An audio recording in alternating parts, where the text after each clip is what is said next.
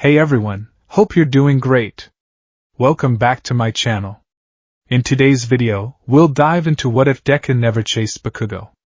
Smash that subscribe button, and be sure to peek at the description below. Let's begin. The air in the classroom tasted like ozone and burnt sugar. It was a specific scent, one that Izuku Midoriya had learned to associate with the impending destruction of his property, and perhaps, his dignity. The silence that followed the explosion was heavy, suffocating. 30 students watched, their eyes darting between the smoking palm of Katsuki Bakugo and the trembling form of Izuku Midoriya. The teacher, a man whose apathy was as practiced as his chalkboard writing, merely shuffled his papers. "Midoriya," Katsuki said. His voice wasn't a shout. It was a low, vibrating growl, the sound of a tectonic plate shifting before an earthquake. "Don't tell me you're actually going to apply to UA." Izuku sat frozen. His hands were gripping the edges of his desk so tightly his knuckles had turned the color of old bone. On the desk lay the charred remains of Hero Analysis for the Future, Volume 13. Smoke curled lazily from the spine. Izuku started, his voice cracking. He swallowed, trying to lubricate a throat that felt like it was filled with sand. There's no rule against it, Kaken. They got rid of the quirk requirement years ago. Anyone can try. Try? Katsuki slammed his hand down on Izuku's desk again. Another pop, another flash of heat. Izuku flinched, his eyes squeezing shut. The test isn't for anyone you reject. It's for the elite. It's for people who actually have a future. You're just a pebble in the road. A quirkless, useless pebble. The class tittered. It wasn't a roar of laughter. It was a background radiation of amusement. They were used to this. It was the ecosystem of Aldera Junior High. The strong ate the weak, and the weak sat quietly and took notes. "You're going to die in the entrance exam," Katsuki continued, leaning in close. Izuku could smell the nitroglycerin sweat on him, sweet and dangerous. "And if you somehow survive, you'll just embarrass the rest of us by being there. Don't apply, Deku. This is your only warning." Katsuki grabbed the notebook. With a casual flick of his wrist, he tossed it out the open window. Izuku watched it go. He watched the compilation of months of observation, the sketches of empty Lady's trajectory control, the calculations on Kamui Wood's tensile strength. He watched it all flutter down toward the koi pond below. Izuku whispered. "Speak up," Katsuki snapped. "Nothing," Izuku said, looking at his desk. I won't get in your way." Katsuki scoffed, satisfied with the submission. He turned on his heel, his lackeys trailing behind him like remora fish attached to a shark. "Good. At least you have enough brain cells to know your place." When the final bell rang, Izuku didn't rush out. He waited until the classroom was empty. He packed his bag with methodical slowness, checking each zipper. He walked down the stairs, out the back door, and fished his notebook out of the pond.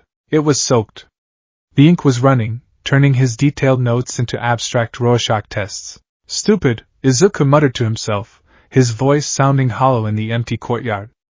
"Stupid, stupid, stupid." He wasn't calling Katsuki stupid.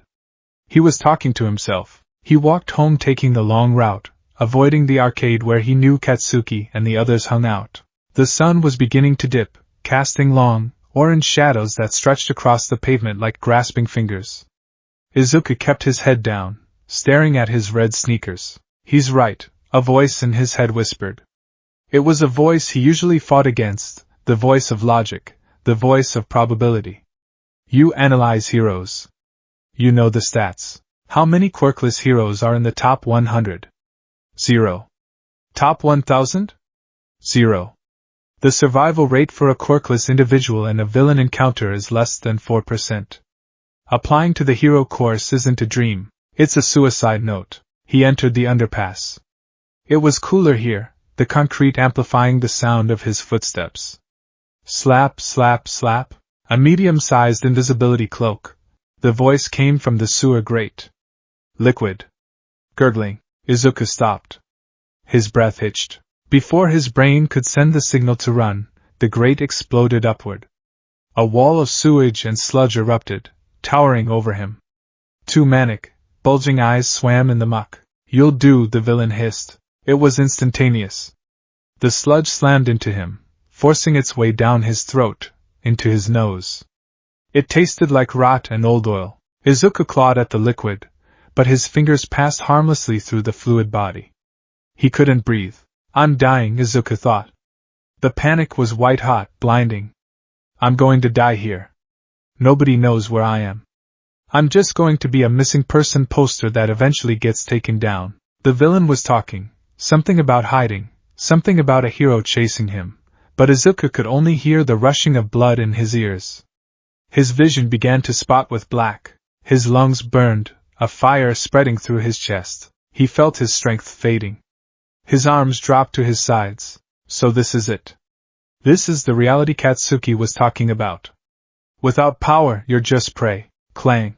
The manhole cover flew into the air. Have no fear, the voice boomed, reverberating off the tunnel walls, loud enough to rattle Izuku's teeth even as he suffocated. For I am here, a blur of blue and yellow. A gust of wind so powerful it felt like a physical blow. The pressure wave tore the sludge apart, ripping the villain off Izuku's body and plastering the liquid remains against the concrete walls. Izuku hit the ground, gasping, heaving, vomiting up sludge. He sucked in air greedily, his throat raw.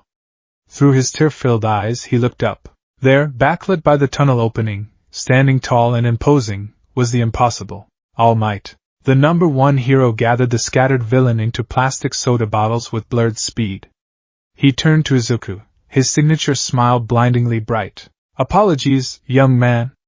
I didn't mean to get you caught up in my justice ing. But thanks to you, I've secured the perpetrator. Izuku stared. He couldn't speak. He was shaking violently, the adrenaline crash leaving him weak. He wanted to ask for an autograph. He wanted to ask a million questions, but his throat was swollen, and his mind was reeling from the near-death experience. Well, I must be off. Evil doesn't wait, and neither can I. All Might crouched, his leg muscles bulging. Wait, Izuku thought. Wait, I need to know.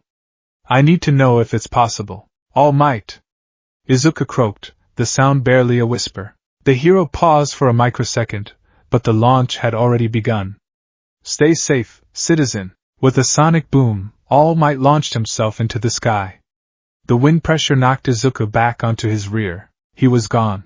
Izuku sat alone in the tunnel for a long time.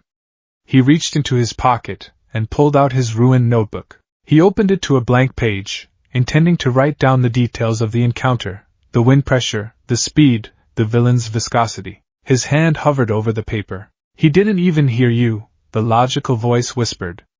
You were just a victim. Just a civilian. You didn't do anything. You almost died. He closed the notebook. He didn't write anything. Izuku walked the rest of the way home in a daze. The encounter in the tunnel felt like a hallucination. The terror had settled into a cold, heavy lump in his stomach. He felt small. Microscopic. As he neared the shopping district, he heard it again. Explosions. Screams. His feet moved automatically. It was a habit, a compulsion. Wherever there was a villain attack, there were heroes to analyze. But today, the compulsion felt dull, mechanical. He reached the crowd. It was dense, a wall of onlookers held back by police tape. Smoke billowed into the sky, black and choking. Izuku pushed his way to the front, murmuring apologies. When he reached the barricade, his blood ran cold. It was the same villain. The sludge. Did I cause this? The thought struck him like a physical blow. Did he escape because I distracted All Might? No, All Might left immediately. Did the bottle fall? Flames were roaring around the alleyway. The sludge villain had taken a hostage this time. He was using the hostage's quirk to cause chaos, keeping the heroes at bay. Izuku looked at the pros. Death Arms was holding back the crowd, shouting that he couldn't get close. Kamui Woods was helpless against the fire. Empty Lady couldn't fit in the alley. They're stuck, Izuku analyzed, his brain working despite his horror. They don't have the right quirks for this matchup. They're waiting for someone with a water or wind quirk. They're waiting for the fire department. But the hostage didn't have time. Izuku squinted through the smoke. The sludge pulsed and shifted. And for a brief second, the muck cleared around the hostage's face. ash-blonde hair. Red eyes, wide with a terror Izuku had never seen in them before. Katsuki? The world seemed to stop. The roar of the fire, the shouting of the heroes, the murmurs of the crowd, it all dropped away, leaving only the sound of Izuku's own heartbeat hammering against his ribs. Kaken! Izuku's body tensed. Every muscle fiber screamed a command. Go. Move. Save him. His right foot shifted forward, the rubber sole scuffing the pavement. But then, the memory hit him, the taste of sewage. The feeling of the sludge forcing its way down his throat. The absolute, crushing helplessness of being unable to breathe, unable to touch, unable to affect the world around him. If I go in there, the voice of logic said, cold and clinical, I will die. Izuku froze. I have no quirk. I have no weapons. I have no training. The villain is fluid. Physical strikes are ineffective. Katsuki is causing explosions, which creates an updraft and keeps the fire going. If I run in, I add nothing to the equation. I only add another hostage. He looked at Katsuki. Their eyes met. For years, Izuku had chased Katsuki. He had chased his back, chased his approval, chased the shadow of his strength. He had convinced himself that if he just tried hard enough, he could stand on that stage too. But looking into Katsuki's eyes now, Izuku didn't see a challenge. He saw a victim, and looking at himself, Izuku didn't see a hero. He saw a liability. If I run in, the pros have to save 2 kids instead of 1. I distract them. I lower Katsuki's survival probability. Why aren't the heroes doing anything? A woman next to him screamed. It's my fault, Izuku whispered. Tears began to spill from his eyes, hot and stinging. It's my fault he's there. Move, his heart screamed. He's your friend. Stay, his mind commanded. You are weak. You are useless. You will only make it worse. The seconds stretched into eternities. Izuku stood by the yellow police tape, his hands clenched into fists at his sides. He watched Katsuki struggle. He saw the sludge cover Katsuki's mouth again, silencing his screams. Izuku sobbed, a wretched broken sound. He leaned against the barrier, his legs trembling, threatening to give out. But they didn't move forward. They stayed planted on the safe side of the line. He was a bystander. He was the audience. That was his place in the world. I'm sorry, Izuku choked out. I'm so sorry, Kaken. Suddenly, a gust of wind blasted through the street, extinguishing the smaller fires instantly. The crowd gasped. All Might slid in from nowhere, catching the sliding sludge villain. He didn't look like the smiling symbol of peace this time. He looked furious. He looked desperate. There was blood coughing from his mouth, steam rising from his skin. Detroit. All Might roared, drawing his fist back. The punch was not a strike. It was a weather event. Smash! The air pressure changed so violently that windows in the neighboring buildings shattered. The sludge villain was atomized, splattered across the alleyway in harmless droplets. The fire was blown out like a candle. Rain began to fall. The clouds had been spiraled by the force of the punch, changing the local weather. Izuku shielded his face from the sudden downpour. He watched as All Might stood amidst the steam, his fist raised. The crowd erupted into cheers. All Might! All Might! The heroes rushed in. They secured the villain. They checked on All Might, and they swarmed Katsuki. Izuku watched from the gap in the crowd. He saw the heroes praising Katsuki. That quirk is amazing. Death Arms was saying, clapping Katsuki on the shoulder. You held out for so long. You're tough, kid. Katsuki wasn't listening. He was sitting on the back of an ambulance, a shock blanket draped over his shoulders. He looked shell-shocked. He wasn't yelling. He wasn't bragging. Then Katsuki looked up. Through the rain and the legs of the crowd, his gaze locked onto Izuku. Izuku flinched. He expected anger. He expected Katsuki to scream. Why didn't you help me, you coward? Or, I didn't need saving. But Katsuki didn't say anything. He just looked at Izuku. His expression was unreadable. It wasn't hate. It wasn't anger. It was a cold, distant realization. It was the look you'd give a stranger. Katsuki looked away, pulling the blanket tighter around himself. Izuku felt something inside his chest shatter. It wasn't a loud break. It was the quiet snap of a tension wire that had been pulled too tight for too long. Nobody scolded Izuku. The heroes didn't even know he was there. He hadn't rushed past the barricade. He hadn't caused trouble. He was just another face in the crowd, another gawker safe behind the line. He turned around and began the long walk home. The house was quiet when he entered. His mother, Inko, rushed to him immediately, crying, hugging him, checking him for injuries. She had seen the news. "I'm okay, Mom," Izuku said. His voice was flat. "I was far away. I just watched." "Oh, thank goodness," Inko sobbed, clutching him. "I was so worried. When I saw the sludge, I thought." "I'm fine," he repeated. He gently extricated himself from her grip. "I'm going to my room. I'm tired. Do you want dinner?" "I made katsudon. Not hungry." Izuku closed his bedroom door. He didn't turn on the main light, only the small desk lamp. The room was a shrine to All Might. Posters covered every inch of wallpaper. Figures lined the shelves. He sat at his desk. He pulled the soggy, burnt notebook out of his bag. Hero Analysis for the Future. He stared at the title, Future. He opened his laptop. The screen glowed blue, illuminating his tear-streaked face. He navigated to his private folders. Terabytes of data. Video clips of hero fights, categorized by quirk type. Spreadsheets of hero rankings.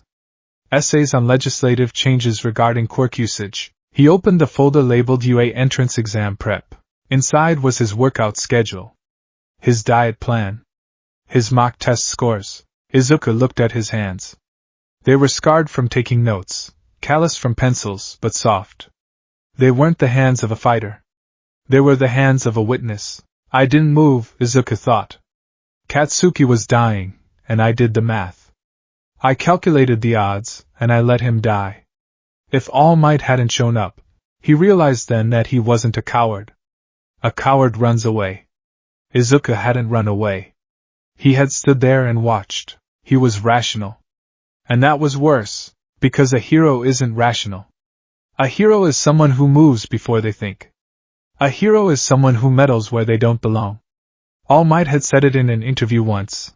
My body just moved on its own. Izuku's body hadn't moved. Therefore, Izuku was not a hero. The logic was sound. It was irrefutable. It was the only conclusion his analysis could produce. Izuku moved the cursor to the UA Entrance Exam Prep folder. Right-click. Delete. Are you sure you want to move this folder to the recycle bin? Yes, Izuku whispered. Click. He went to the Hero Analysis folder. This one was harder.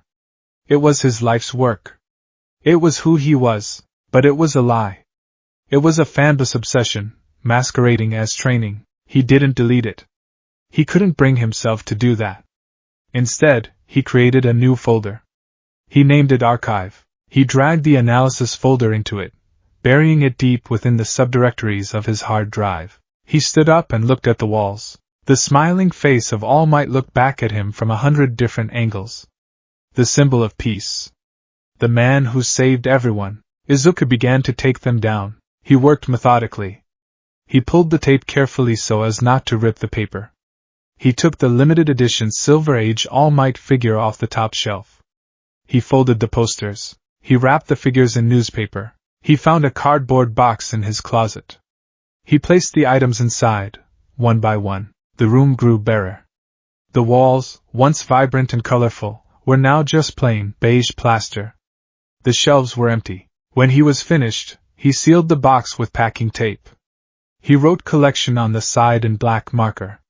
He shoved the box into the back of his closet, behind his winter coats. The room felt bigger now. Colder. Izuku sat back down at his desk. He opened a browser window and navigated to the UA High School website. He logged into his application portal. The form was mostly filled out. Name, Midoriya Izuku. Middle School, Aldera Junior High. Desired course, Hero Course. He stared at the words Hero Course. They looked like a foreign language. They looked like a lie. He clicked the drop-down menu. The options scrolled down. Hero Course, Support Course, Management Course, General Education. His mouse hovered. General Education, the website description read. For students who seek a top-tier education to prepare for university or other specialized fields. A rigorous academic curriculum for the leaders of tomorrow. Leaders, Izuku thought. Not heroes. Leaders. He thought about the sludge villain. He thought about the pros standing around, useless because they lacked the right quirks. He thought about how he had analyzed the situation instantly, recognizing the mismatch. His legs hadn't moved, but his mind had. Maybe that was all he had. Maybe that was all he would ever have. He clicked general education. He saved the changes. He submitted the application. Izuku leaned back in his chair and exhaled. It was a long, shuddering breath. He felt a strange sense of weightlessness. The pressure was gone. The impossible weight of the dream he had been carrying since he was 4 years old, the dream of being like All Might, was gone. He felt empty. But he also felt clear. He looked at the empty desk where his burnt notebook used to sit. He reached into his drawer and pulled out a fresh notebook.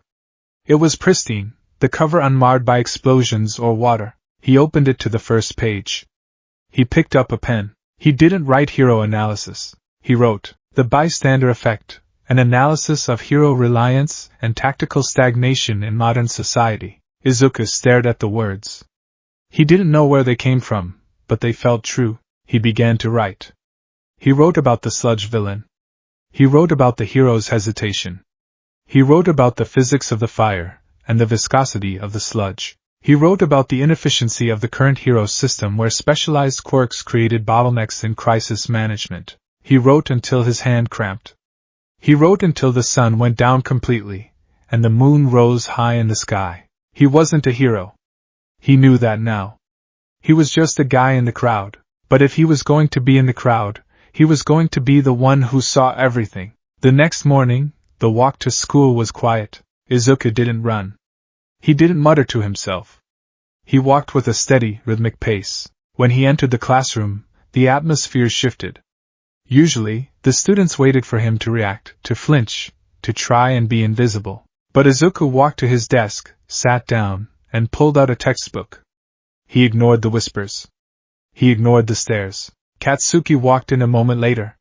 He had a bandage on his cheek. The class went silent, waiting for the explosion. Waiting for Katsuki to take out his frustration on the punching bag. Katsuki marched to his desk.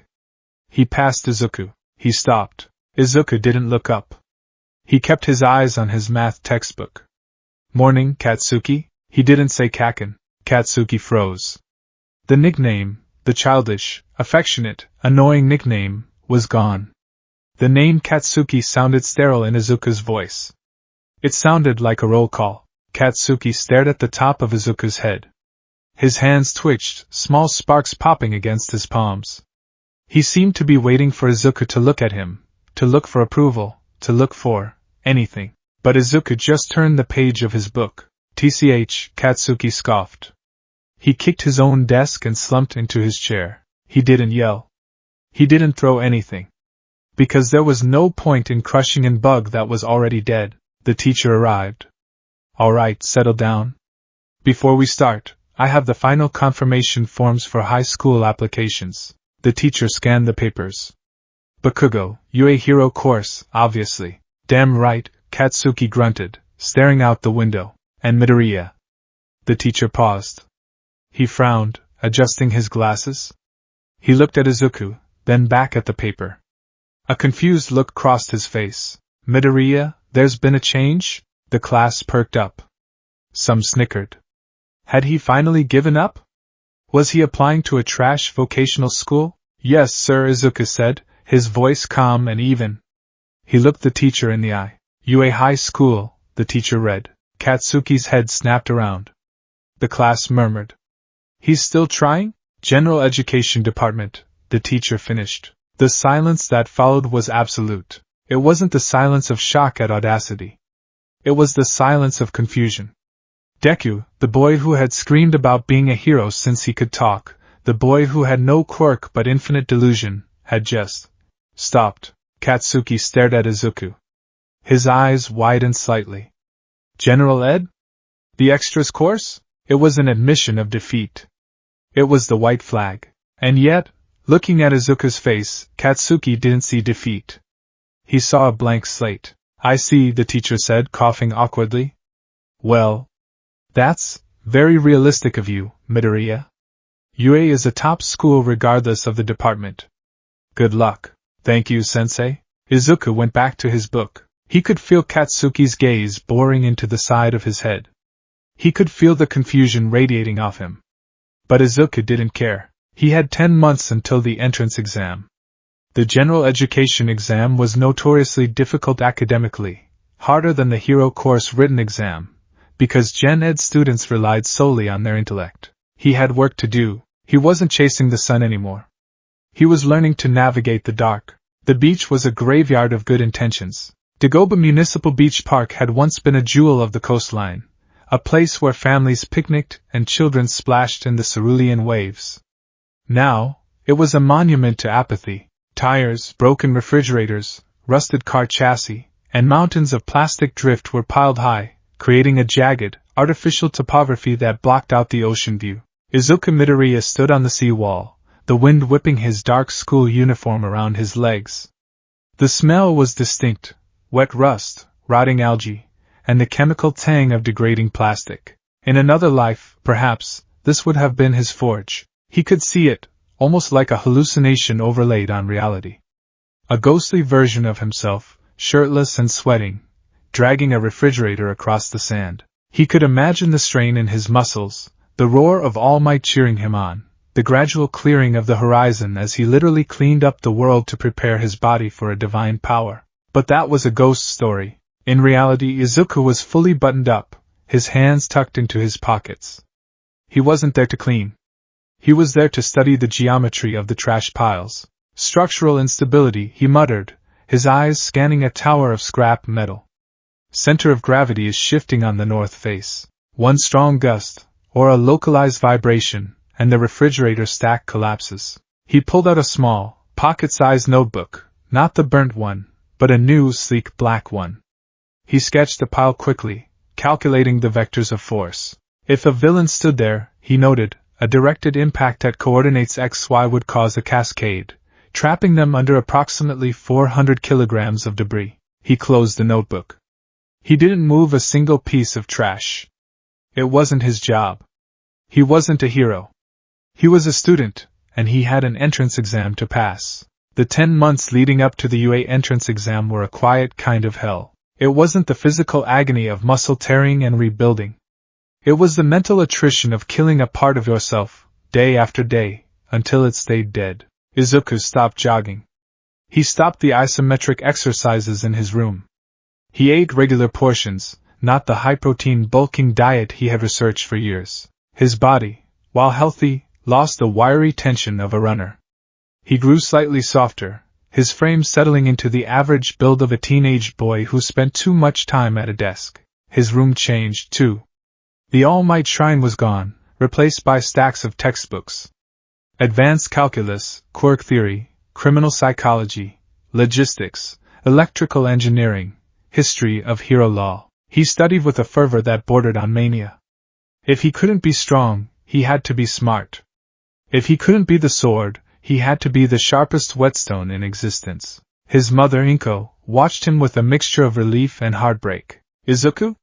She asked one evening, hovering in his doorway.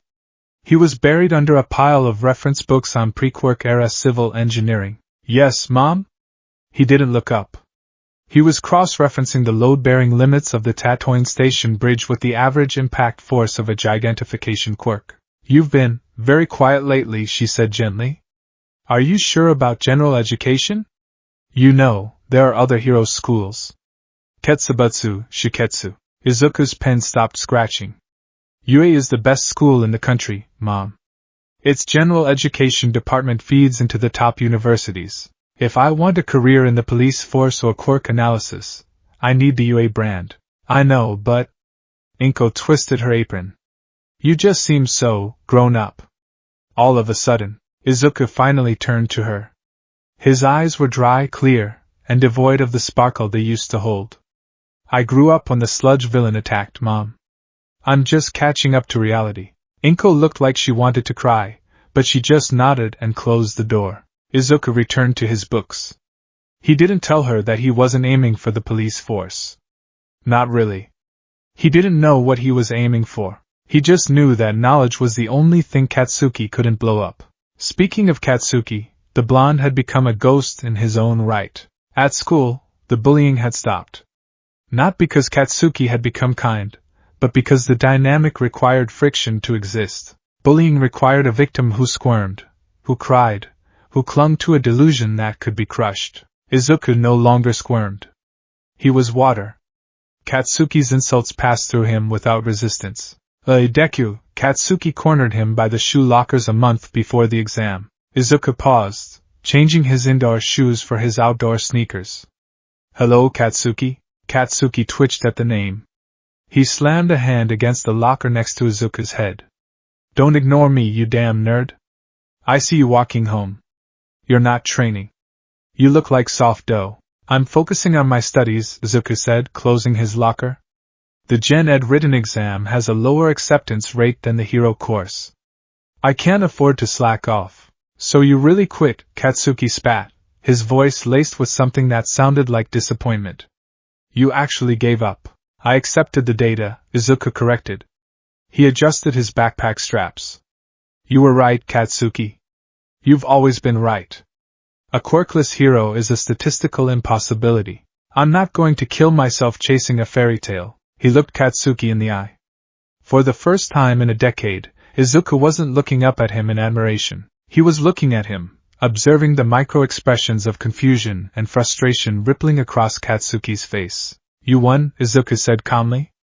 You're the only one from Aldera going to the hero course. Isn't that what you wanted? Katsuki opened his mouth, but no sound came out.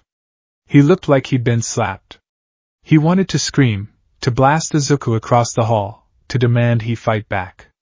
But there was nothing to fight. Good luck at the exam, Izuku said, and walked away. Katsuki watched him go, a strange, cold pit forming in his stomach. It felt like the ground had disappeared beneath him.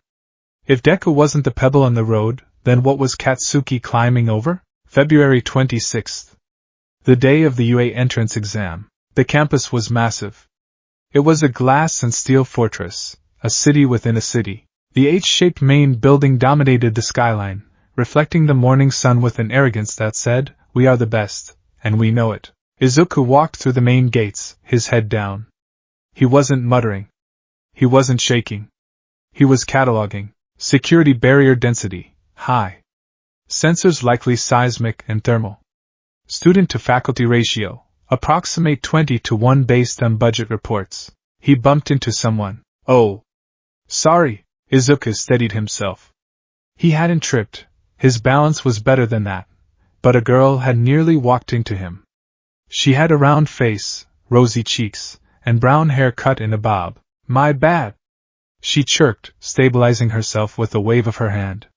For a split second, Izuku felt a strange sensation of weightlessness, as if gravity had forgotten him, before snapping back. It's fine, Izuku said. He stepped back, creating distance. I'm so nervous. The girl laughed, clutching her chest.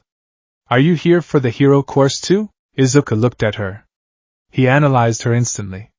Calluses on fingertips, fingertip activation quirk? The brief weightlessness, gravity manipulation, high probability of nausea as a drawback based on her complexion. No, Izuku said flatly. General education. The girl blinked. Oh. That's cool too. I'm Uraraka Ochako. Good luck, Midoriya, he replied. Good luck with the practical. Based on your center of gravity, watch out for uneven terrain. He walked away before she could respond. Why did I say that? He chastised himself. It doesn't matter, she's in a different world. He walked past the large auditorium where the hero course hopefuls were gathering for present mix orientation. He saw the back of Katsuki's head in the crowd. Izuku turned left, following the signs for General Education/Management/Support Testing Hall B. The room was sterile. Rows of desks stretched out like a factory floor. The air was silent, heavy with the scent of graphite and anxiety. Izuku sat down. He placed 3 pencils, an eraser, and his exam ticket on the desk. He closed his eyes and waited. When the test began, it was a slaughter. Izuku didn't just know the answers, he understood the architecture of the questions. Question 14. Analyze the impact of the quirk restriction laws of 2135 on the current hero licensing success rate. Izuku wrote a 3-paragraph essay citing the specific legal precedents, the correlation between deregulation and collateral damage, and the subsequent rise in vigilante statistics. Question 32. Solve for X in this multidimensional quirk physics equation. He solved it in his head and wrote down the proof. Question 50. Translate this pre-quirk era English text. It was Shakespeare. Julius Caesar. The fault, dear Brutus, is not in our stars, but in ourselves, that we are underlings. Izuku paused. The irony was palpable. He translated it perfectly, his handwriting neat and sharp. He finished the 3-hour exam in 90 minutes. He raised his hand. Yes? The proctor, Ectoplasm, asked. I'm finished. May I submit? Ectoplasm's clone blinked behind his mask. He checked the clock. You may. Leave quietly. Izuku handed in his paper. As he walked out, he felt the eyes of the other examinees on him. Fear. Envy. He felt nothing. It was just data entry. Because he finished early, Izuku had time to kill. The general education applicants were free to leave, but there was a rumor that they could observe the hero course practical exam if they stayed in the designated viewing areas. It was technically for transparency, but Izuku suspected it was to show the rejects exactly what they weren't capable of. To weed out the ones who thought they could transfer later. He shouldn't watch. He should go home. But the ghost of his dream was pulling at his sleeve. Just one look, the ghost whispered. Just see what you're missing. Izuku walked toward the battle centers. The campus was divided into massive urban simulation zones. He found a high walkway, a bridge connecting the main building to the support workshops, that overlooked Battle Center B. There were large screens set up along the walkway, broadcasting the feeds from inside the cities. A few other students, support course applicants mostly, judging by their goggles and gear, were watching. Izuku leaned against the railing. He looked at the screen. It was chaos. Robots were swarming the streets. Explosions rocked the fake city. He saw students running, fighting, panicking. He saw a boy with engines in his legs kicking a robot's head off. Reciproburst mechanism. High torque. He saw a boy with a laser navel firing beams. Refraction lens required. And he saw Katsuki. Katsuki was a force of nature. He was flying through the air, blasting robots apart with a ferocity that looked personal. He was laughing. He's in his element, Izuku thought, a cold analytical voice narrating the scene. His mobility is improved.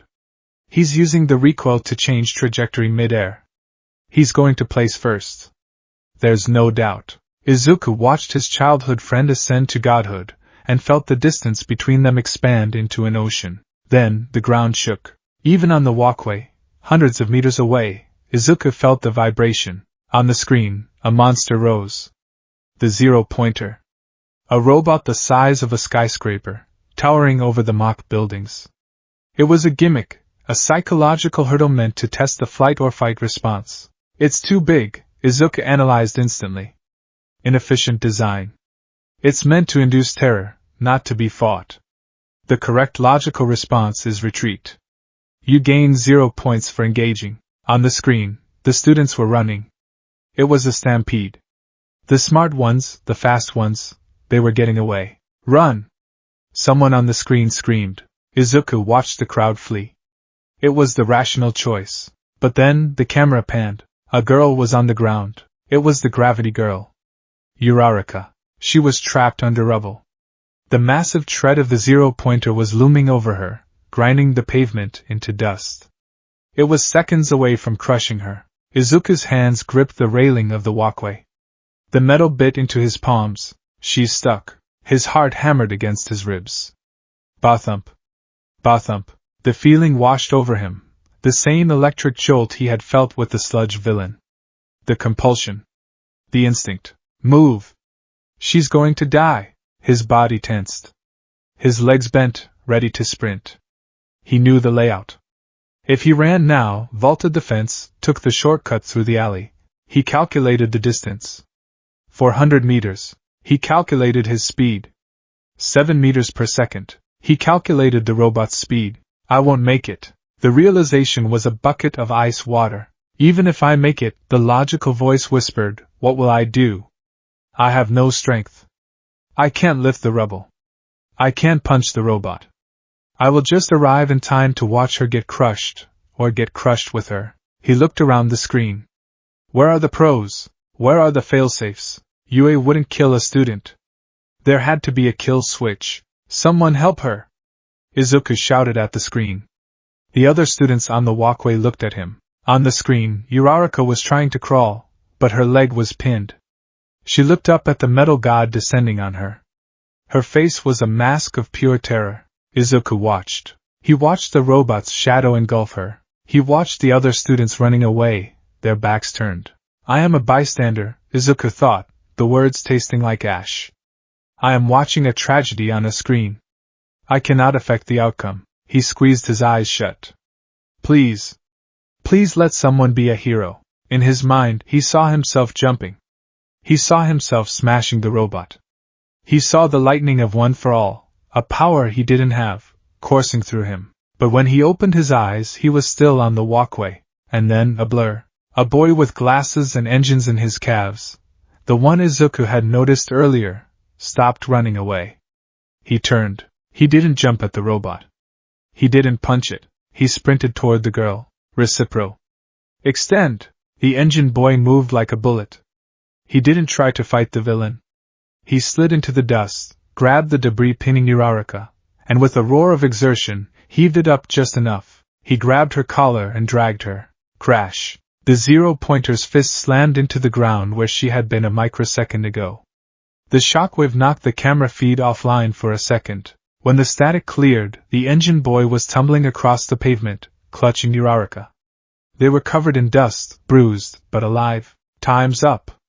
President Mick's voice boomed over the speakers. The robots powered down. On the walkway, Izuku let out a breath he didn't know he was holding. His knees gave out, and he slid down the railing to the concrete floor. He was shaking. He hadn't moved. He had passed the logic test. He hadn't thrown his life away on a suicide run. He hadn't interfered with the exam. But as he sat there, clutching his chest, he felt a profound, sickly sense of loss. He realized then that the heroic spirit the schools talked about wasn't logic. It was madness. It was the willingness to die for a stranger. The engine boy had it. Katsuki had it. Izuku Midoriya did not. He stood up, his legs wobbling. He didn't look at the screen again. He turned and walked away, leaving the world of heroes behind him. The week following the exam was a blur of gray. Izuku went to school. He ate dinner. He stared at his ceiling. He didn't talk about the exam. When Inko asked, he just said, I did my best on the written portion. He tried to delete the image of Uraraka's terrified face from his mind. He tried to convince himself that he had made the right choice. I couldn't have saved her. The engine boy, Ida, was it? He had the torque to lift the rubble. I didn't. If I had gone, I would have just been in the way. It was true.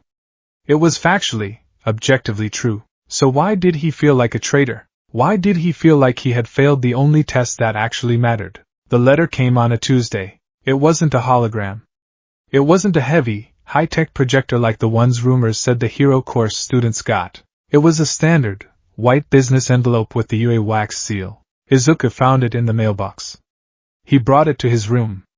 He sat at his empty desk, the desk that used to hold his hero notebooks. He opened it with a letter opener. A single sheet of high-quality paper slid out. Dear Mr. Midoriya, we are pleased to inform you that you have been accepted into the General Education Department of UA High School. Your performance on the written entrance examination was exemplary.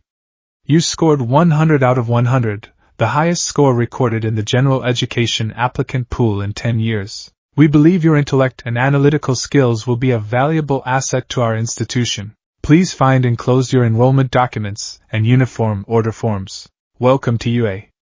Go beyond. Plus Ultra. Sincerely, Principal Nizu. Izuku read the letter twice. Highest score, he whispered. He should be happy. He had done it. He had gotten into the most prestigious school in Japan. He had proven everyone wrong, the teachers, the bullies, even Katsuki. He wasn't useless. He was elite. But there was no all-might voice telling him you can be a hero. There was just paper. Izuku set the letter down. He didn't cry. He didn't smile. He walked to his closet and pulled out the box labeled collection. He cut the tape. He pulled out the Silver Age All Might figure. The hero stood tall, chest out, laughing at fear. I made it, Izuku told the plastic figure. I'm going to UA. The figure smiled its frozen smile. But I'm not going to be you, Izuku said softly. I'm done trying to be you. He placed the figure back in the box and shoved it deep into the corner of the closet. He went to the living room. Mom! He called out. I got in. Inko dropped the dish she was drying. She rushed over, reading the letter, her hands shaking. She burst into tears, copious, fountain-like tears. Oh, Izuku! My baby! You did it! You really did it! You're so smart! She hugged him tight. Izuku hugged her back, burying his face in her shoulder. I'm so proud of you, she sobbed. You're going to be safe, and you're going to be successful, and I'm just so happy. Safe, Izuku thought. That's the key word. Yeah, Mom, Izuku said, closing his eyes. I'm going to be safe. April arrived with a shower of cherry blossoms. The UA uniform was gray. A light gray blazer, dark green trousers, a red tie. Izuku stood in front of his mirror. He adjusted the tie. The blazer was sharp, tailored. It fit him perfectly. He looked like a businessman in training. He looked respectable. He picked up his bag, a yellow backpack, the one splash of color he allowed himself. I'm heading out. Have a good first day. Inko called. Izuku walked the path to UA. The massive glass barrier glittered in the sun. Students were streaming in. He saw colorful quirks everywhere. Floating objects, mutant tails, skin made of stone. He reached the main hallway, Class 1A. The door was massive, 20 feet tall, painted with bold red letters. It was designed to accommodate giant quirks, but it also served to intimidate. To say, giants walk here, Izuku stopped in front of it. He could hear voices inside. He heard a familiar shouting voice. Get your feet off the desk. Ha! You wanna fight, Four Eyes? Katsuki and the engine boy. They were in there. They were the chosen ones. They were the protagonists of the story. Izuku stared at the door for a long moment. He touched the wood with his fingertips. Then, he turned away. He walked 5 meters down the hall. Class 1C? The door was normal size. It looked like every classroom door he had ever walked through. Izuku took a deep breath. He adjusted his grip on his bag strap. He opened the door and stepped into the background. Inside, the students were normal. Some looked bored, some looked nervous. A boy with purple hair and deep bags under his eyes was sitting in the back corner, looking at the ceiling. Izuku walked to a desk near the window. He sat down. He pulled out his notebook, the bystander effect. He opened it to a fresh page. Subject: UA High School Infrastructure and Student Hierarchy. Observation 1. The architecture is designed to segregate. He began to write. The bell rang. I'm your homeroom teacher, a voice droned. A man with cement-like hair walked in. Welcome to General Ed. Don't expect this to be easy just because you aren't fighting robots. Izuku didn't look up. He kept writing. He was exactly where he chose to be. Safe, silent, and smart. And if his heart still ached for the fire next door, he would just have to analyze the pain until it made sense. The silence of Class 1C was not the silence of a void. It was the silence of a library. It was a dense, pressurized quiet, filled with the scratching of mechanical pencils and the hum of cooling fans from laptops. Izuku Midoriya sat in the 3rd row, 2nd seat from the window. In another life, a life where he had stronger legs or a more foolish heart, this seat was the protagonist's spot. But here, in the general education department, it was just a vantage point to observe the courtyard. The teacher, ectoplasm, or rather, one of his clones assigned to non-hero academics, was writing a complex quadratic equation on the board. The variable x represents the quirk factor intensity, ectoplasm droned, his voice muffled slightly by his trench coat collar. Solve for the fatigue threshold relative to caloric intake. Izuku didn't look at the board. He had solved the equation 3 minutes ago. The answer was 4,200 kilocalories. Instead, he was looking at his classmates. They were a motley crew. To his left was a girl with green skin and thorns for hair, too dangerous for regular interaction, not powerful enough for hero work. To his right, a boy with eyes on his palms who was intently reading a comic book under his desk. They were the normal ones.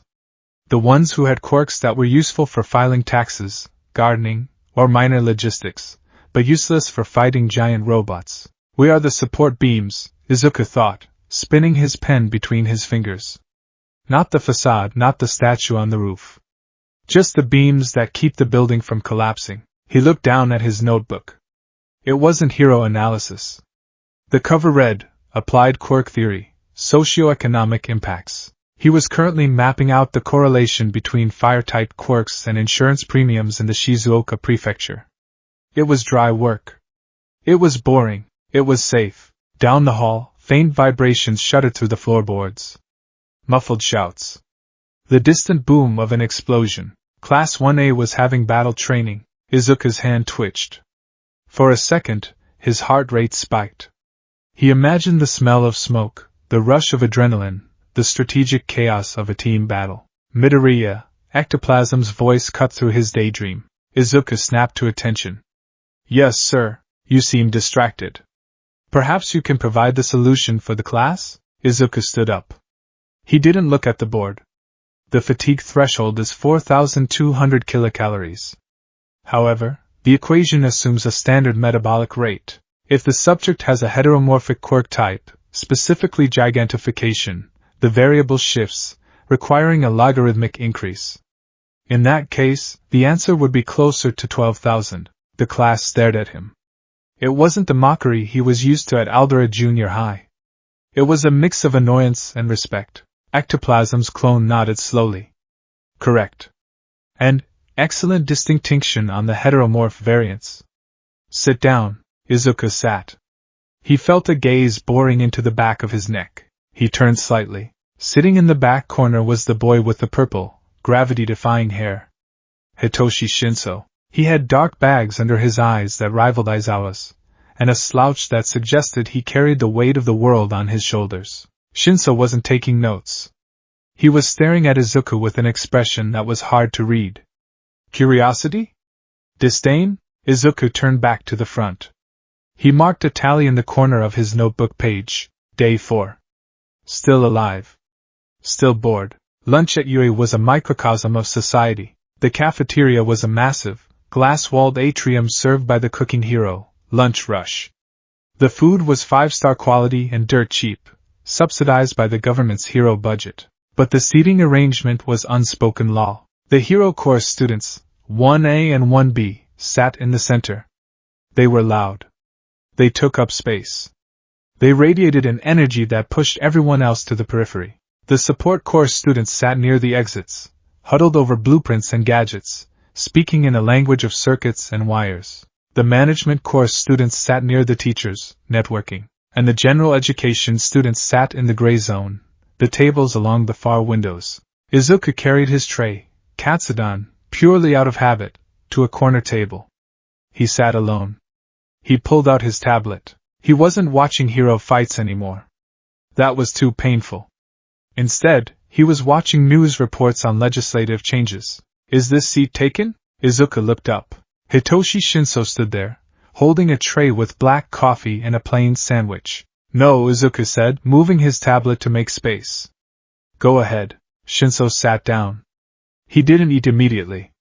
He stirred his coffee, watching the black liquid swirl. You're the guy who got a perfect score on the entrance exam, Shinso said. It wasn't a question. His voice was raspy, dry. I am, Izuku replied, taking a bite of his pork cutlet.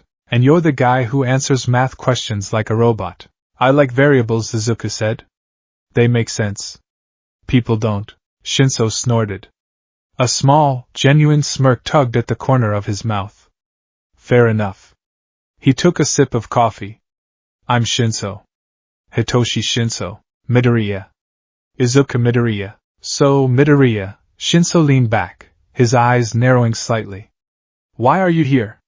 You're obviously smart enough for the support course, and you're intense enough for the hero course. Did you trip during the practical? I didn't take the hero practical, Izuku said quietly. Shinso raised an eyebrow. You didn't apply? I applied for Gen Ed directly. Why? Izuku put down his chopsticks. He looked across the cafeteria. In the center, he could see the loud, boisterous group of Class 1A. He saw Ida making chopping motions with his hands. He saw Uraraka laughing, floating her rice bowl. He saw the back of Katsuki's spiky blonde head. Because I know my limitations, Izuku said. I'm quirkless. The word dropped between them like a stone in a pond. Shinso blinked. His eyes widened a fraction. Quirkless? Seriously? Yes. Huh. Shinso looked at him with new interest. I thought you guys went extinct. Rare, not extinct. Like pandas. But less cute and more disappointing to their parents. Shinso laughed. It was a dry, rusty sound. You've got a dark sense of humor, Midoriya. I like that. What about you? Izuku asked, turning the analysis back on his companion. You look like you haven't slept since the pre-quirk era. And you're staring at the hero tables with a lot of resentment. Did the robots get the better of you? Shinso's face hardened. He looked down at his coffee. The practical exam was irrational, favored physical emitters and mutation types, Izuku recited instantly. Heavily biased against mental quirks, erasure quirks, and non-combative utility quirks. If you can't punch a robot, you can't get points. Shinso stared at him. Exactly. So, Izuku leaned in, his analytical brain waking up. What is it? Telepathy? Illusion casting? Brainwashing, Shinso said. He tensed, waiting for the reaction. Waiting for Izuku to scoot his chair back, to call him a villain, to stop talking. Izuku didn't flinch. His eyes lit up. Brainwashing, Izuku muttered. Voice activation? Sight-based? No, you're not making eye contact with people when you talk, but you are waiting for responses. Verbal trigger. Does it require a question, or just an acknowledgement? Shinso looked stunned. Verbal response. If they answer me, I can control them. That's incredible, Izuku breathed. He pulled out a notebook from his bag, a small pocket one. Do you have a limit on the number of targets? How complex can the commands be? Can you force them to access memories? Or is it just motor control? Mostly motor control. Memory access is fuzzy. Why aren't you freaked out? Why would I be? Izuku started scribbling. That's a top-tier hostage negotiation quirk. Or riot suppression. You could end a villain standoff instantly without a single punch thrown. It's cleaner than All Might's style. Less collateral damage. Shinso stared at the green-haired boy scribbling furiously. For years, people had told him his quirk was creepy. That it was a villain's power. That he would use it to rob banks or enslave people. And here was this quirkless kid, breaking down the tactical efficiency of it like he was discussing a new smartphone. You're a weird guy, Midoriya, Shinso said, but the tension in his shoulders relaxed. I'm an analyst, Izuku corrected without looking up. Or I'm trying to be. So, Shinso gestured with his sandwich. If you think my quirk is so great, why am I stuck in 1C? Because the system measures the wrong things, Izuku said, his voice dropping. He looked at the hero table again. They measure power.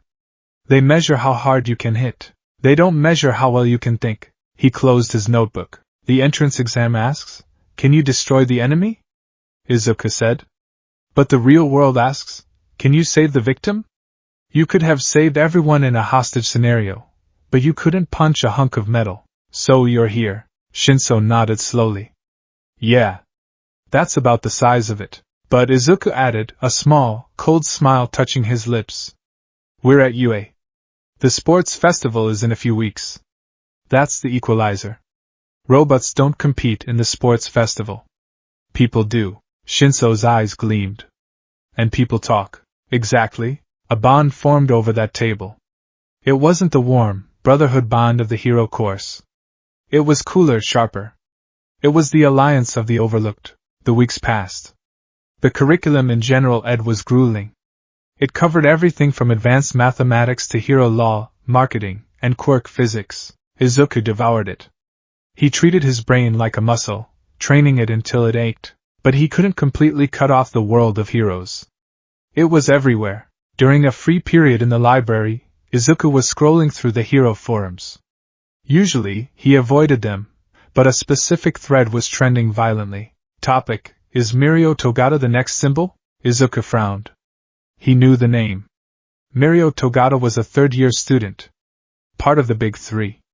But up until last year, his reputation had been mediocre. He was known for accidentally phasing through his clothes and struggling to control his permeation quirk.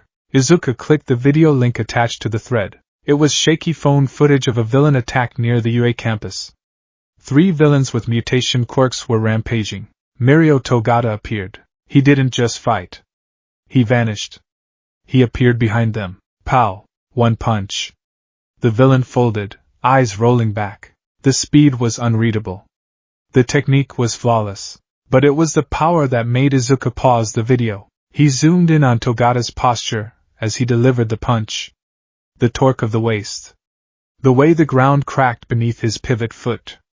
The shockwave that ruffled the onlooker's hair. Izuku's breath hitched. He opened a separate window. He pulled up an old video from his archive. All Might debut age. The Texas Smash. He played the 2 videos side by side. The stance. The follow-through. The smile. It's identical, Izuku whispered. But it couldn't be. Togata's quirk was permeation. It allowed him to phase through matter. It didn't grant super strength. Permeation was a defensive and mobility quirk. Physics dictated that mass x acceleration equals force. If Togata had mass, he could hit hard, but not shockwave hard.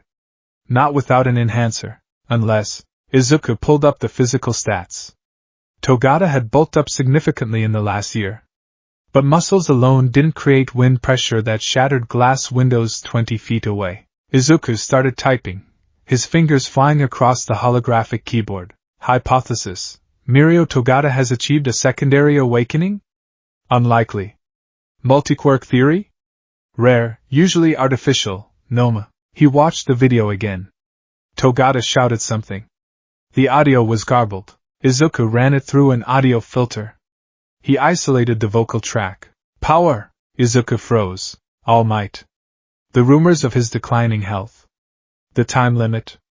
The desperate search for a successor that the forums speculated on. And now, a third-year student suddenly rising from mediocrity to godhood, mimicking All Might's exact fighting style and raw power output. Izuku felt a chill run down his spine.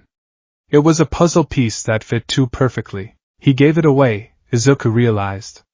The thought was a punch to the gut. One for all, or whatever his power really is, it's transferable. Izuku looked at his own hands. Ordinary. Quirkless. If I had gone to the beach. If I had saved Katsuki.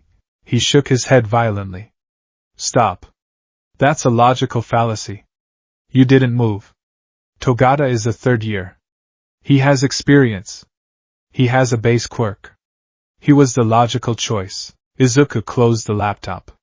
The logic was sound. All Might chose the best candidate.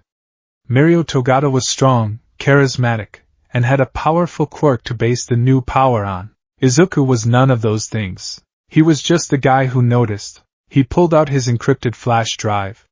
He created a new folder, Project Lemillion. He began to analyze Togata's weaknesses based on the footage. Permeation requires sensory deprivation. There is a lag between materializing and striking. Counter-strategy. Area of effect attacks that persist, forcing him to hold his breath/phase longer than his limit. He typed it out. Not to hurt Togata, but because analyzing was the only way Izuku knew how to interact with a world that had left him behind. The bell rang for the end of the school day. Izuku packed his bag. He said goodbye to Shinso, who was heading to the gym to train. Izuku had designed a workout routine for him focused on grip strength and vocal projection. Izuku walked toward the school exit. To get there, he had to pass the hero course hallway. It was crowded. Class 1A was letting out. They were buzzing with energy, laughing about their combat training. Man, Bakugo is a beast. Kaminari was saying, rubbing his shoulder. He nearly took my head off. He's scary, Mineta squeaked. Izuku kept his head down, hugging the wall. Don't make eye contact. Just walk. DKU. The shout was like a gunshot. Izuku stopped. He closed his eyes for a second, sighed, and turned around. Katsuki Bakugo was standing in the middle of the hallway. His uniform was disheveled, his tie loose. He was sweating, and he looked furious. The other 1A students went quiet. They sensed the history. "Hello, Katsuki," Izuku said calmly. Katsuki stomped forward. He stopped 2 feet from Izuku, invading his personal space. He smelled like burnt caramel and ozone. "Where the hell have you been?" Katsuki growled. "Class 1C, Izuku said, pointing his thumb back down the hall. "It's right there. Don't get smart with me." Katsuki slammed his hand against the lockers next to Izuku's head. Bam! Izuku didn't flinch. He just watched Katsuki's face. "You haven't come to watch the training," Katsuki snarled. "You haven't been waiting at the gate. You haven't been taking notes. I'm not in the hero course, Katsuki. I have my own homework." "Bullshit!" Katsuki yelled. "You're plotting something. You're always plotting. You think you're better than me because you're studying in the reject class? I don't think I'm better than you," Izuku said. "I think I'm quirkless." Katsuki recoiled as if Izuku had burned him. "Stop saying that!" Katsuki shouted. "Stop saying it like it doesn't matter. You chased me for 10 years. You were the pebble in my shoe. You don't just stop." The hallway was deadly silent. Uraraka, Ida, Kirishima, they were all watching, confused. Why was the strongest guy in the class screaming at a Gen Ed student? Izuku looked at Katsuki. He finally understood. Katsuki defined himself by his superiority. But superiority requires a scale. It requires someone below you, looking up, trying to reach you and failing.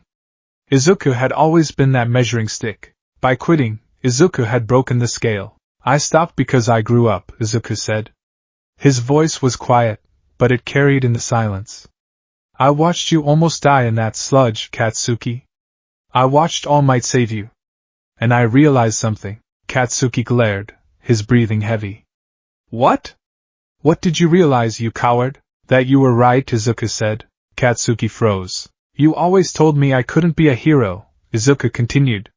"You told me I would die. You told me I was useless. At the sludge incident. I believed you." Izuku shifted his backpack strap. "I didn't move," Izuku confessed. "My legs didn't move on their own.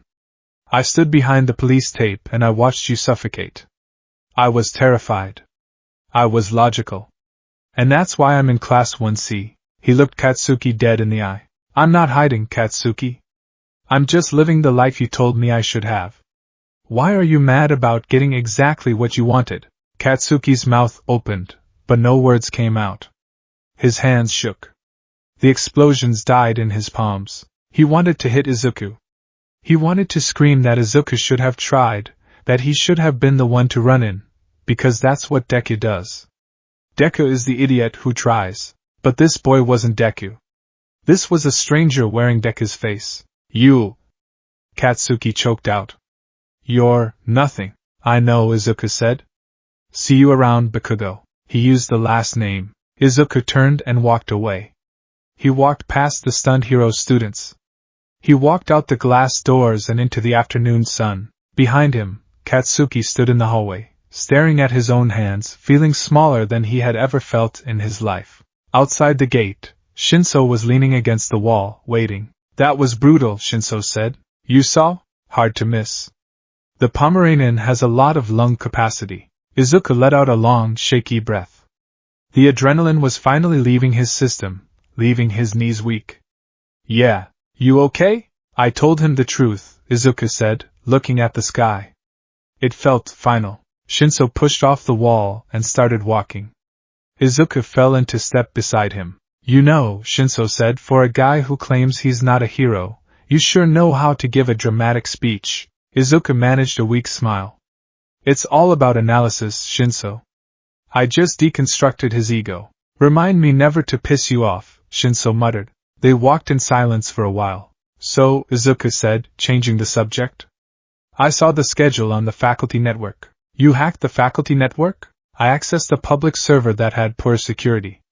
Anyway, Class 1A has a field trip next week." "Rescue training?" Lucky bastards, Shinso kicked a pebble.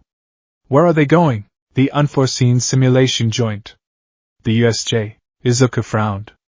It's an isolated facility. High-end rescue zones. But looking at the security protocols, they seem outdated. The alarm system is hardwired, not localized. So, Izuku tapped his temple. If I were a villain, that's where I'd hit. Isolate the students. Cut the alarms. Kill the symbol of peace away from the cameras. Shinso stopped walking. He looked at Izuku. You're paranoid. I'm an analyst, Izuku corrected. Paranoia is just data you haven't verified yet. Well, Shinso shrugged. It's all might. I think they'll be fine. Yeah, Izuku said, looking back at the towering shape of UA High School.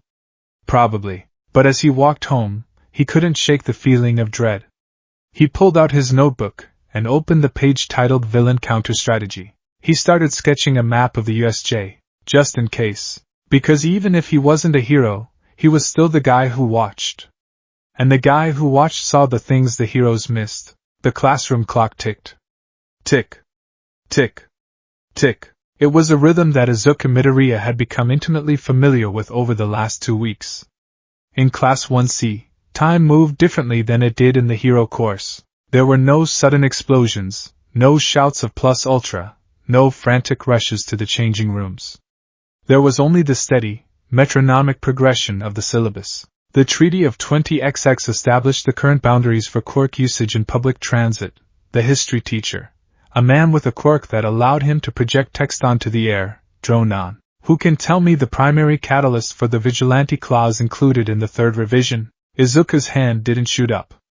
He didn't mutter the answer under his breath.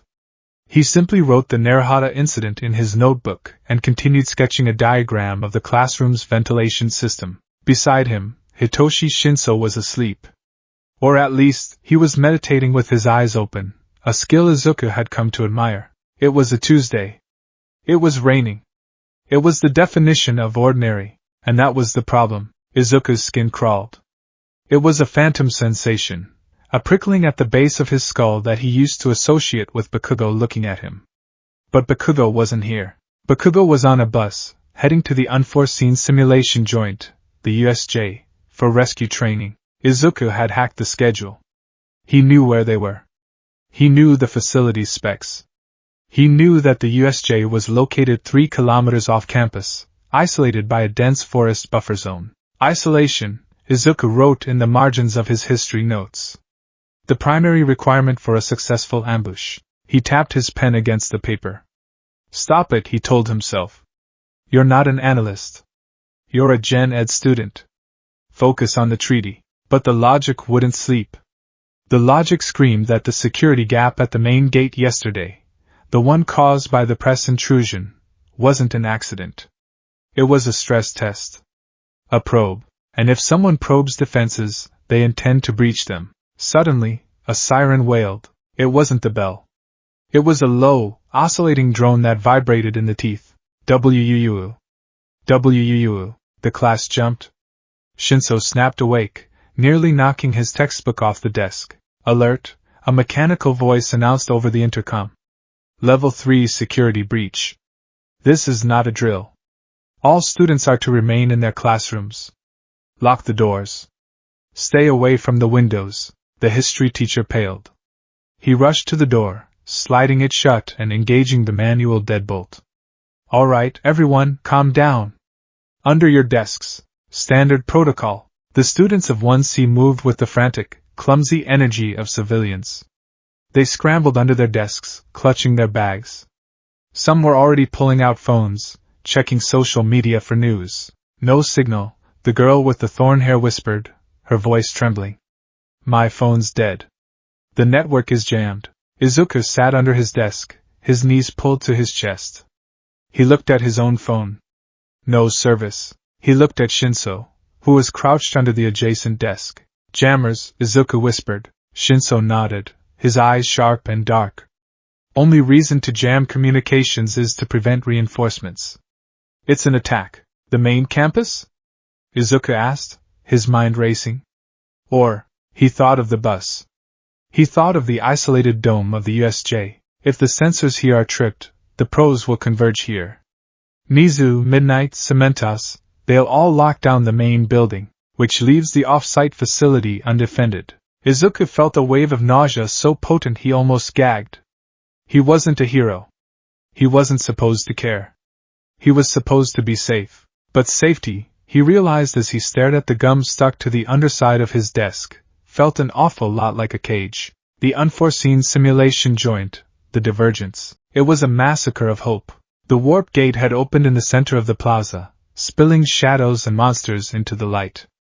Aizawa, Eraserhead, had leaped into the fray, a singular line of black defense against the tidal wave of villainy. But numbers were a cruel equation. In the shipwreck zone, Tsuyu Azuri and Minoru Mineta bobbed in the water. They were terrified. A villain with a shark quirk circled them, his dorsal fin cutting the surface like a knife. "We have to do something," Tsuyu croaked, clutching Mineta, who was sobbing silently into her shoulder. In another timeline, a green-haired boy would have been there. He would have analyzed the villain's rotation. He would have realized that a Delaware smash into the water would create a vortex, converging the villains and allowing Mineta to pin them. He would have screamed, "Fight!" But Izuku Midoriya was sitting under a desk 3 kilometers away. "We have to hide," Mineta whimpered. "If we move, they'll eat us." Tsuyu looked at the boat. She looked at the water. She was brave, but she was a realist. She didn't have the firepower to create a whirlpool. She didn't have the strategy to entrap a dozen villains. "Okay," she whispered. "Camouflage. Hold your breath." Tsuyu activated her camouflage, blending into the dark, rusted hull of the sinking ship. She held Mineta tight. They went still. They survived, but they did not escape. They did not clear the zone. They remained trapped, useless, unable to assist their teacher. In the central plaza, Aizawa fought like a demon. He erased quirks, he broke bones, he danced through the crowd of thugs. But the fatigue set in faster. There were no students jumping out of the water to distract Shigaraki. There was no sudden smash of wind to disrupt the flow of battle. Shigaraki Tamura watched, scratching his neck. "He's cool. But he's getting slower." Noma, the beast moved. It was a blur of black muscle and exposed brain. Aizawa's eyes flared red, erasing the creature's quirk. He punched it. It was like punching a wall of rubber. "Physical strength isn't a quirk, Eraser," Shigaraki laughed.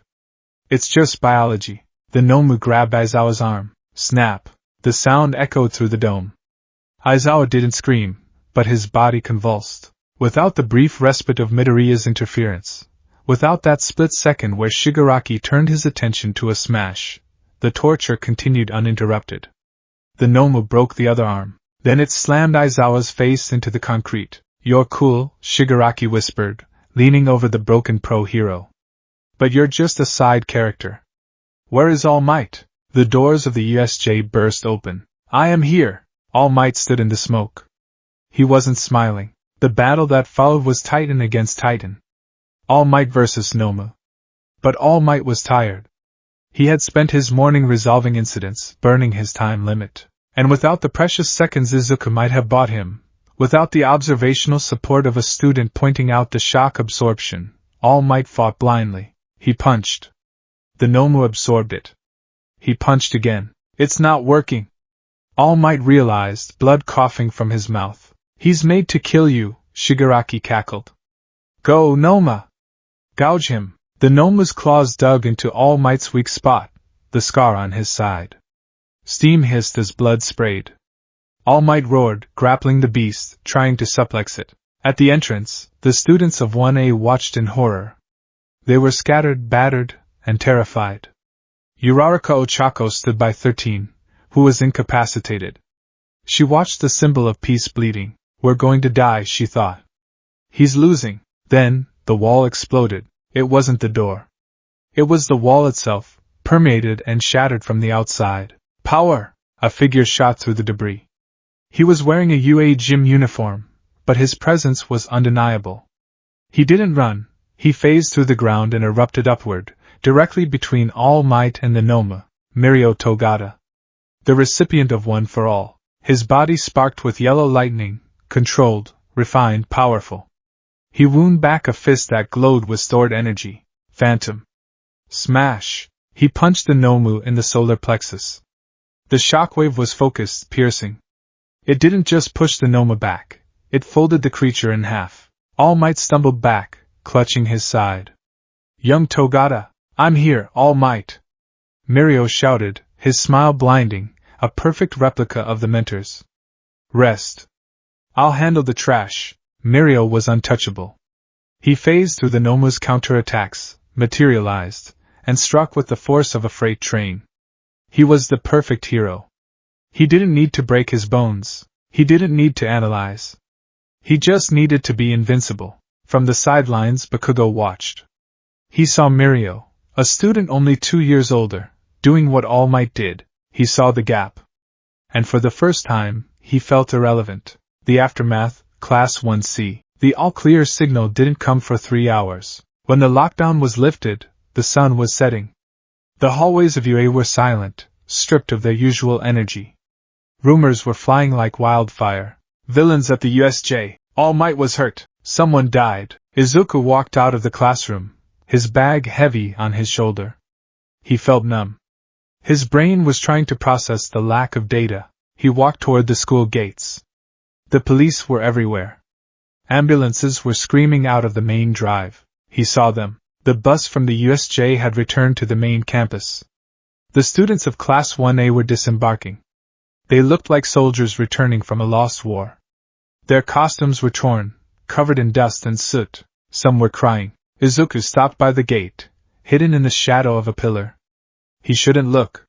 He should go home. But he saw Uraraka. She was walking with Ida. Her round face was streaked with tears and dirt. She looked shell-shocked, staring at her hands as if they didn't belong to her. Then he saw Bakugo. Katsuki walked alone. He wasn't raging. He wasn't yelling. He walked with his head down, his eyes fixed on the pavement. He looked small. Izuku felt a pang of guilt so sharp it nearly doubled him over. I wasn't there. Logic said, you couldn't have done anything. You are quirkless. You would have been a hostage. But the heart said, you would have tried. The next day, the cafeteria. School was cancelled for a day, but when they returned, the atmosphere at UA had shifted. The illusion of invincibility was gone. The fortress had been breached. The cafeteria was quieter than usual. Izuku sat at his usual table in the gray zone. Shinso was there, looking even more tired than usual. They say Aizawa-sensei might lose his arm, Shinso murmured, picking at his rice. Comminuted fractures. Nerve damage. The skin was decayed. Izuku's hand froze over his notebook. Decay? That's the rumor. The leader of the villains. Whatever he touched turned to dust. Izuku wrote it down. Villain leader, touch-based disintegration.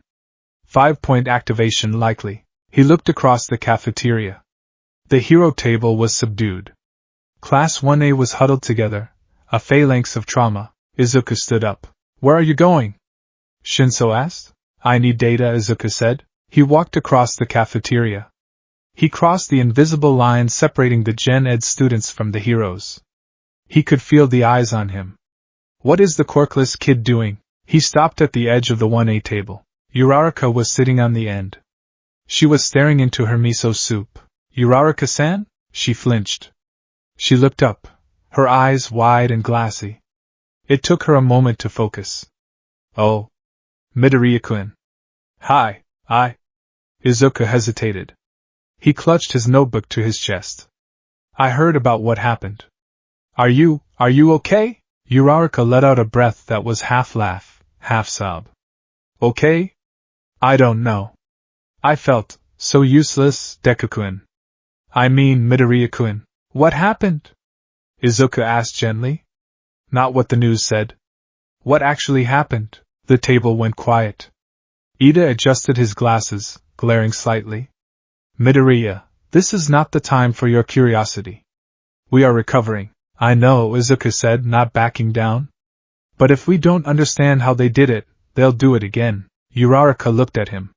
She saw the intensity in his green eyes. It wasn't morbid curiosity.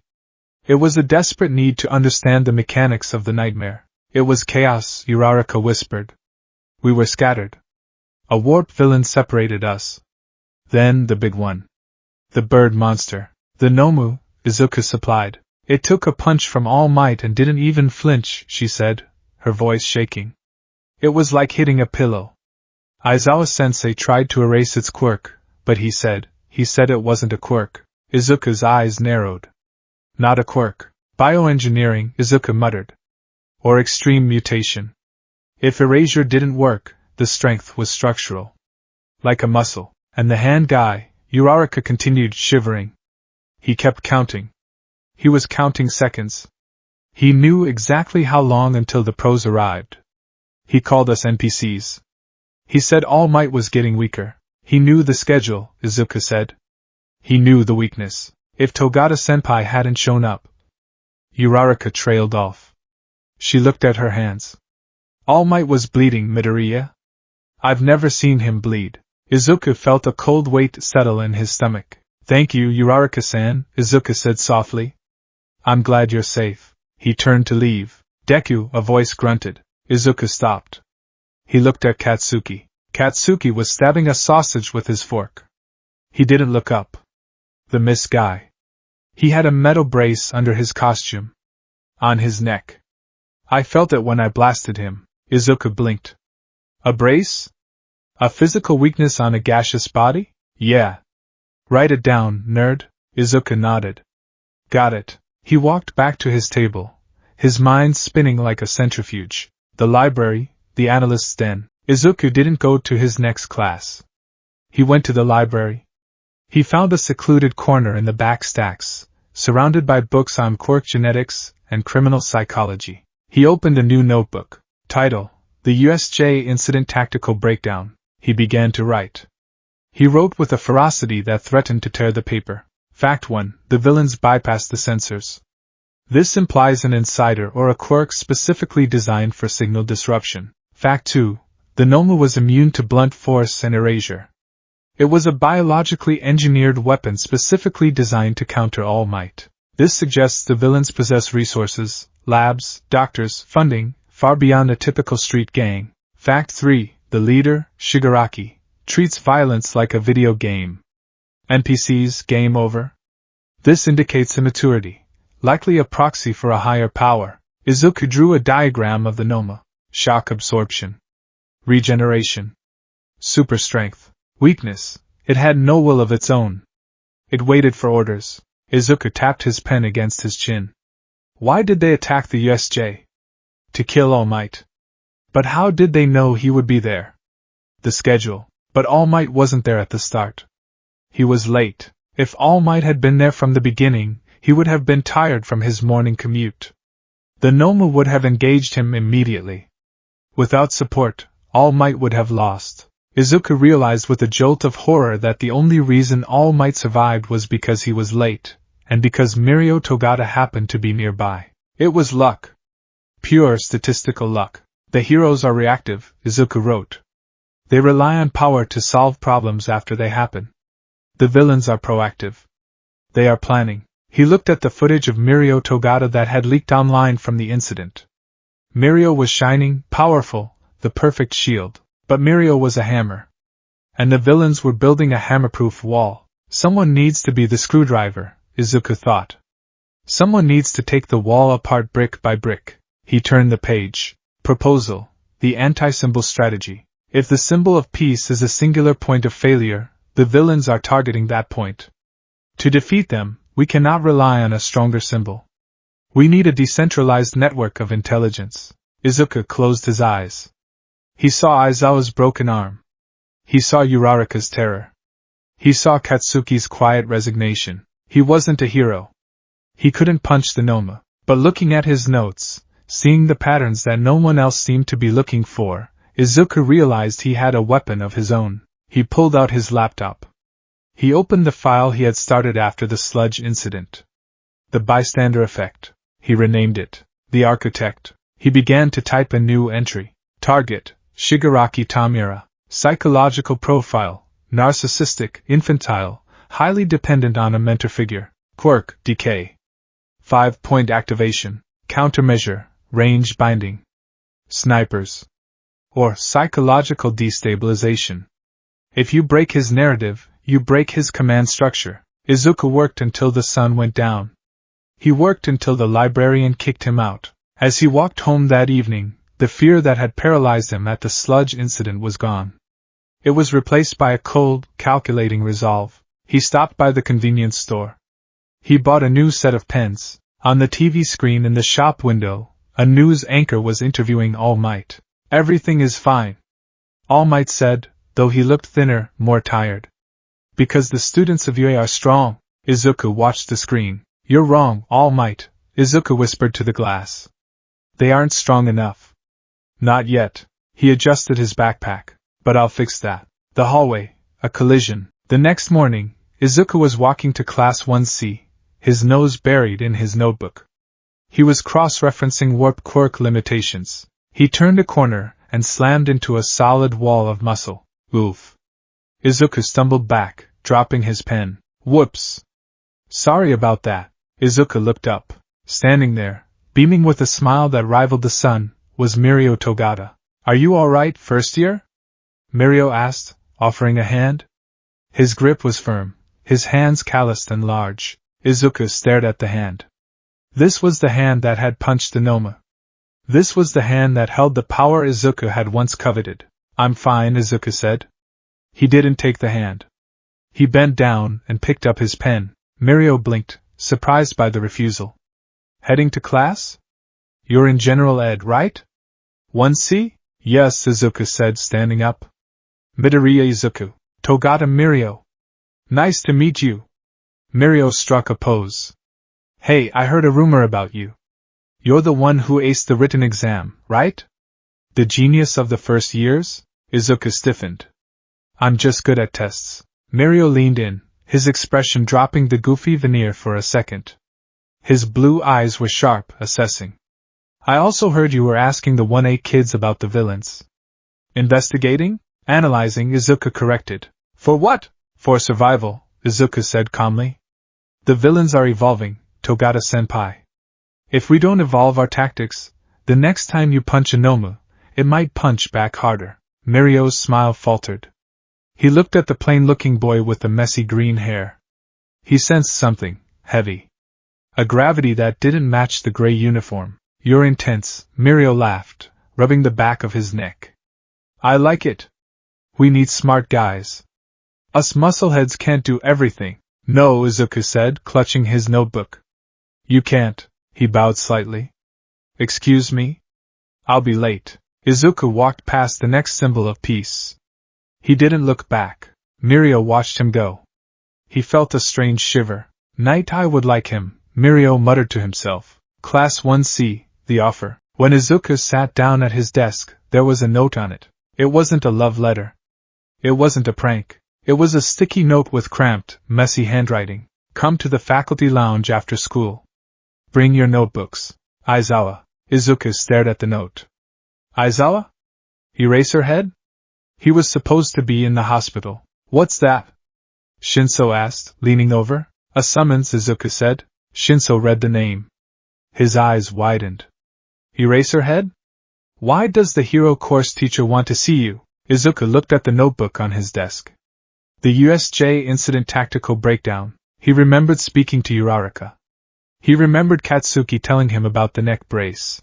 "I think," Izuku said, a slow smile spreading across his face, not a hero's smile, but a strategist's smile. "I think someone finally realized that strength isn't the only way to fight." He opened his notebook to a fresh page. Agenda for meeting with Eraserhead. 1. Critique the USJ's security grid. 2. Propose a communication relay system for isolated zones. 3. Ask for the files on the Noma. Izuku Midoriya was done watching from the sidelines. If he couldn't be on the field, he was going to redesign the game.